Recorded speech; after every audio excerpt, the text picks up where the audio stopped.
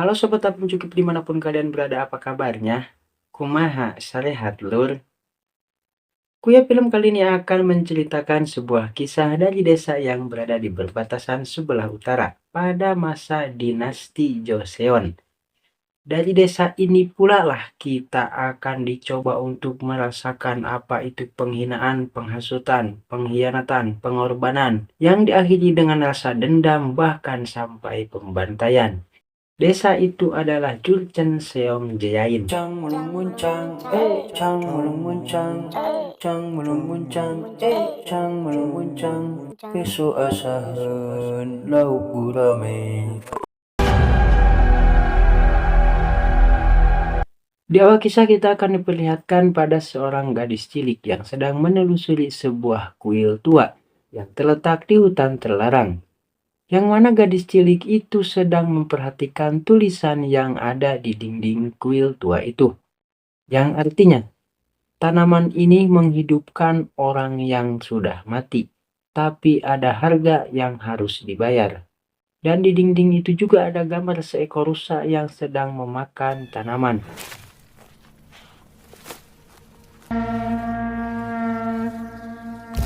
Kemudian rusa itu dimakan harimau. Dan gadis cilik itu bernama Asit.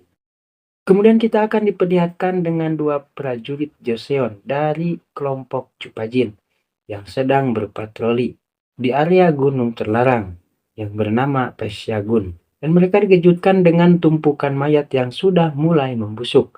Kemudian mereka kembali dan melaporkan apa yang mereka lihat kepada Panglima kelompok Cupajin yang bernama Min Chirok. Biar gampang kita sebut saja Panglima Min. Iya pamenteuna. Kemudian Panglima Min memutuskan untuk melihat langsung tumpukan mayat itu, yang ternyata mayat itu adalah warga Jurchen Pajewi. Kemudian Shin berpindah dan memperlihatkan seseorang yang sedang memotong babi. Yang ternyata babi itu bukan milik sendiri, melainkan hanya sebagai kuli. Ketika sudah selesai memotong, lalu diberikanlah daging haram itu. Dan kemudian ia diberi upah dengan daging itu sendiri. Namun dengan cara yang sangat tidak manusiawi. Dan terlihatlah senyuman tipis namun menyimpan kesedihan yang amat mendalam.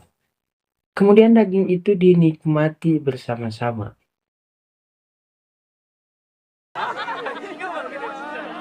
Dari situlah kita ketahui bahwa suku ini adalah suku Jurchen yang tinggal di perbatasan. Namun secara geografis masih berada di wilayah Joseon. Dan suku ini disebut Jurchen Seong Jeyain. Dan suku ini tidak diakui sebagai rakyat Joseon maupun rakyat Jurchen Pajewi. Dan laki-laki itu adalah ayah Asin sekaligus kepala desa di sana. Kemudian kita diperlihatkan Asin yang sedang dimarahi oleh ayahnya karena diketahui Asin telah pergi ke gunung terlarang. Tujuan Asin pergi ke gunung itu untuk mencari ginseng yang akan dijadikan obat untuk ibunya yang sedang sakit.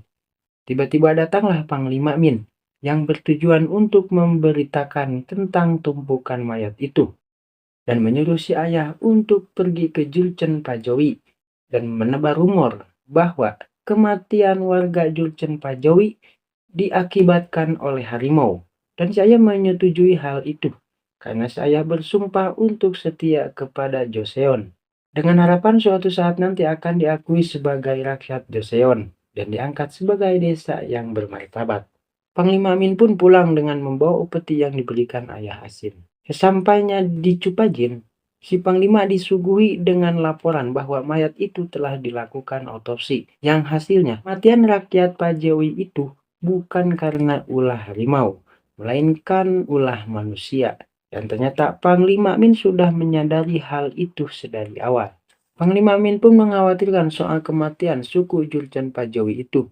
Jikalau saja suku Jurchen Pajowi tahu bahwa rakyatnya yang sedang mencari ginseng di Pasyagun itu mati bukan ulah hewan liar, maka terancamlah kerajaan ini. Karena memang di Joseon sedang mengalami geopolitik di wilayah selatan, yang mana wilayah itu dijajah oleh Jepang. Yang ditakutkan, Jepang akan sampai ke utara. Dengan adanya kejadian ini, maka yang jadi ancaman bukan hanya Jepang, melainkan suku Jurchen Pajowi. Itulah sebabnya ayah Asin diutus untuk menebar rumor bahwa kematian suku Jurchen Pajawi diakibatkan oleh harimau. Setelah itu mayat-mayat pun dikremasi dengan cara dibakar. Kemudian Panglima Min mengunjungi klan yang ada di Joseon itu sendiri, yaitu klan Hwaeon Chok yang dipimpin oleh Chok Beom. Kita sebut saja si Chok. Alasan Panglima Min mengunjungi si Chok untuk dilakukan interogasi. Karena diketahui 2 hari yang lalu si Chok berburu ke area sekitar Pasyagun, yaitu Bukit Baitullah. Barulah diketahui bahwa benar si Chok lah dalang dibalik pembantaian warga Jurchen Pajawi.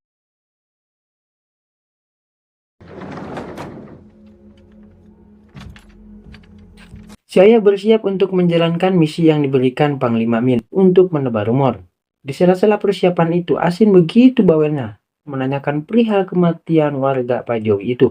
Masa iya kalah dengan seekor harimau, sedangkan rakyat Pajawi terkenal dengan keji dan barbarnya? Karena kan rakyat Pajawi sudah berlatih bela diri sambil belajar berjalan. Kalau bukan karena harimau, ayah bisa dalam bahaya. Si ayah pun hanya tersenyum dan menitipkan ibunya yang sedang sakit, dan ketiga adiknya yang masih sangat belia. Dan saya pun berangkat dengan menyeberangi sungai yang bernama Sungai Anmok. Di saat si ayah sedang menebar rumor di Jurchen Pajawi, Asin pun pergi ke Pesyagun untuk mendalami tentang penemuannya, yaitu tumbuhan kecil berbunga ungu indah namun sangat mematikan. Sebut saja bunga violet. Untuk menenangkan hati rakyat Joseon dari keresahan perihal kematian rakyat Pajawi, Panglima Min pun mengadakan pemburuan harimau. Yang mana rencana itu hanyalah pura-pura saja. Namun di luar dugaan ternyata memang benar adanya harimau itu. Dan sedikit ada keanehan. Seharusnya harimau itu benci dengan suara kebisingan. Tapi ini malah mendekati kebisingan yang dibuat pemburu itu. Sehingga inilah yang terjadi. Para pemburu itu pun dibuat kocar-kacir. Dan pada akhirnya para pemburu itu disuruh mundur. Tanpa disadari, ternyata ada rakyat Pajawi yang juga ikut berburu. Serangan demi serangan pun terjadi, sampai pada akhirnya harimau itu pun dapat ditumbangkan. Namun rakyat Pajawi melihat kejanggalan. Jikalau saja memang harimau ini yang melakukannya, setidaknya ada potongan tubuh di perutnya. Namun ini tidak ada sama sekali. Dan keanehan pun berlanjut, ternyata harimau ini adalah harimau yang sudah mati. Dan kalau kita ingat bahwa harimau itu adalah harimau yang memakan rusa yang sudah terinfeksi bunga violet itu, maka harimau itu sudah menjadi monster atau zombie. Kemudian kita diperlihatkan di mana Asin hendak pulang dari Pesyagun sambil membawa bunga violet itu. Dikarenakan jarak dari Pesyagun menuju desa di mana Asin tinggal begitu jauh, Asin pun berlari. Di sela kepulangan Asin dari Pesyagun, kita diperlihatkan di mana orang Pajawi sedang menyerang desa di mana Asin tinggal, yaitu Jurchen Seongjayain. Di mana kita diperlihatkan dengan kekejaman suku Jurchen Pajawi ketika membantai warga dari suku Jurchen Seongjayain. Sesampainya, Asin dikejutkan dengan desanya yang sudah porak-poranda, di mana tidak ada satupun warga yang selamat dari kekejaman orang Jurchen Pajawi itu. Kemudian Asin mencari keluarganya. Asin mendapati pemandangan yang begitu mengejutkan. Tatkala ibu dan adik-adiknya sudah digantung dan didapati kalung si ayah yang dikaitkan di kaki ibunya. Dengan perasaan yang bercampur, Asin pun pergi untuk menemui Panglima Min di Camp Chupajin untuk melaporkan kejadian yang terjadi di desanya. Dan Asin meminta Panglima Min untuk membalaskan dendam terhadap orang Pajawi yang telah membantai desa dan keluarganya. Tidak perlu terburu-buru, mungkin tahun depan, 3 tahun lagi, atau kapanpun. Mengingat kesetiaan si ayah kepada Joseon, Asin pun bersiap melakukan apa saja asal dendam itu terbalaskan. Namun Asin harus menerima kekecewaan yang begitu hebat tatkala pengawal Panglima mengatakan bahwa kematian dari warga Jurchen Seongjayain bukan urusan Joseon. Kemudian Asin dibawa di mana Asin akan tinggal. Ternyata Asin akan tinggal di kandang babi, sekaligus mengurus babi-babi itu. Dan ternyata bukan hanya mengurus babi-babi itu, ia juga harus mencuci semua baju para tentara Cupajin, menjadi jagal, mata-mata, dan yang lain-lain. Di sela-sela waktu kosong, Asin selalu menyempatkan waktu untuk berlatih memanah secara otodidak. Setiap malam Asin selalu teringat kejadian yang terjadi pada desa dan keluarganya. Rasa sedih, kecewa, hinaan, dan perpeloncoan selalu Asin rasakan setiap harinya. Dan ketika Asin dewasa, tentara di Cupajin dengan edannya memanfaatkan kecantikan Asin sebagai pemuas nafsunya. Untuk sobat yang belum nonton, cobalah nonton film aslinya supaya gregetnya lebih sobat rasakan.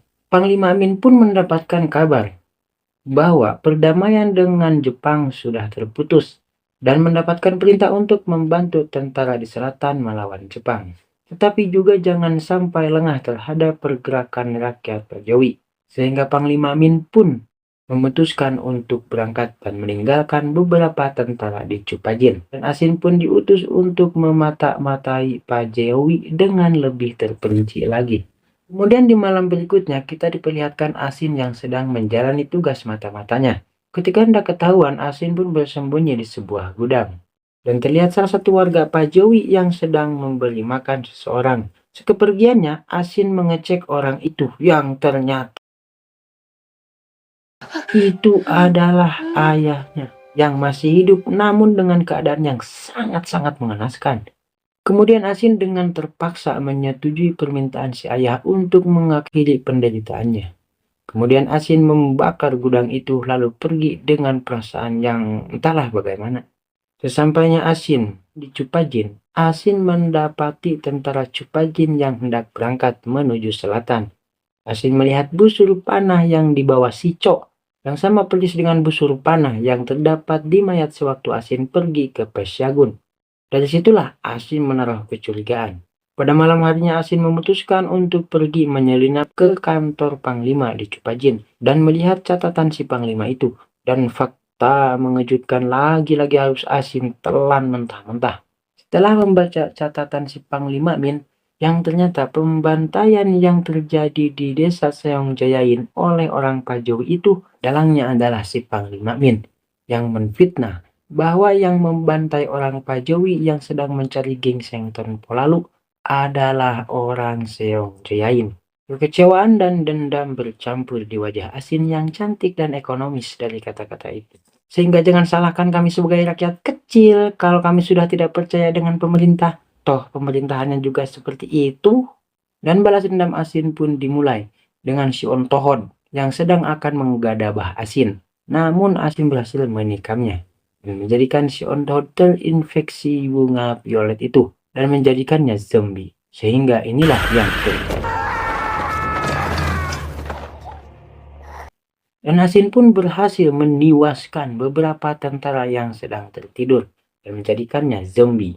Dan inilah yang terjadi.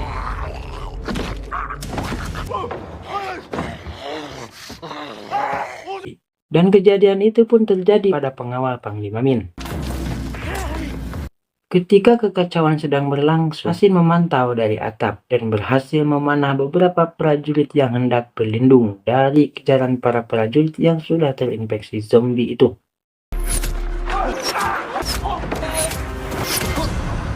Tak terkecuali pada pengawal Panglima Min yang hendak kabur. Keadaan semakin kacau, namun inilah yang Asin inginkan. Salah satu prajurit itu hendak memanjat, namun tiba-tiba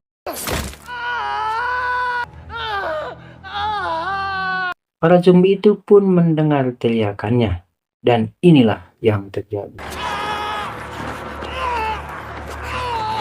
Kemudian Asin memusnahkan para zombie itu dengan membakarnya. Keesokan harinya Asin membawa salah satu si Ontohon yang sering menggadabahnya, lalu pergi ke desa di mana Asin tinggal, yaitu desa Seongjayain. Dalam bayangan Asin, mereka masih hidup dan desanya masih utuh. Seluruh warga Seongjayain dihidupkan kembali, namun dengan wujud yang berubah yaitu zombie, dan memberikan si Ontohon untuk dijadikan makanan barunya. Kesedihan selalu terpancar di wajah Asin, namun rasa dendamlah yang lebih menguasainya. Dan Asin bertekad akan memusnahkan semua yang hidup di tanah Joseon maupun Pajewi. Dan Asin memutuskan pergi ke kediaman tabib kerajaan dan memberikan bunga violet itu sekaligus dengan resep dan tata cara penggunaannya. Film pun diakhiri pertemuan Asin dengan pemimpin Pajewi yaitu Aigagan, sekaligus dengan beberapa prajuritnya. Sehingga